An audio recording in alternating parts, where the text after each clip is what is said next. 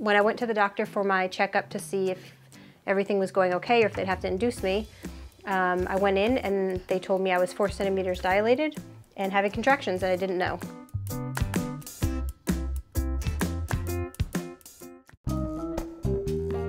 I was due on July 31st and nothing was happening. So I wound up being 5 days late. They were telling me I was gonna have to get induced and I really didn't want to be induced. So we were doing whatever we could to make him come beforehand. Some of the things we tried were spicy food, like Chinese and Mexican, things like that. Someone had suggested primrose oil, so I took that. Not sure if that did anything. Tons of walking. Now we don't really know if any of those happened to work or he just decided to come on, +5, so we'll never really know. They told us just to check into the hospital and we did that and got started.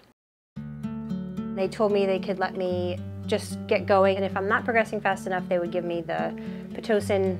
I asked if we could break my water first, and they agreed to that, so we broke my water. At that point, I still hadn't really felt much pain, but once they broke my water, things happened a lot faster, and it started to hurt, and that's when it got kind of real.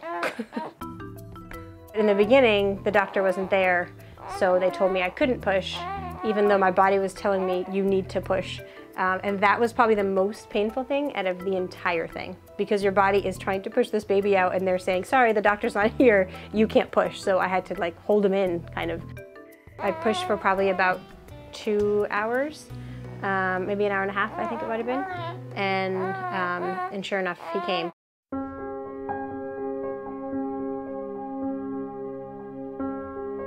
So I was in labor for about 9 hours, and then Ryder was born at about 10:42 p.m. on August 5th.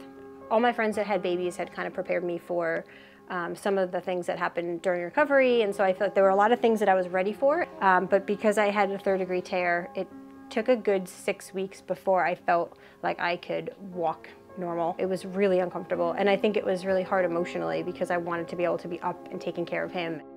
I think really it was mostly friends and family that helped me to get through that part, and just other friends that were going through the same thing or had just finished going through that. I think that was huge too, because I could talk to them about it and they could help me feel better.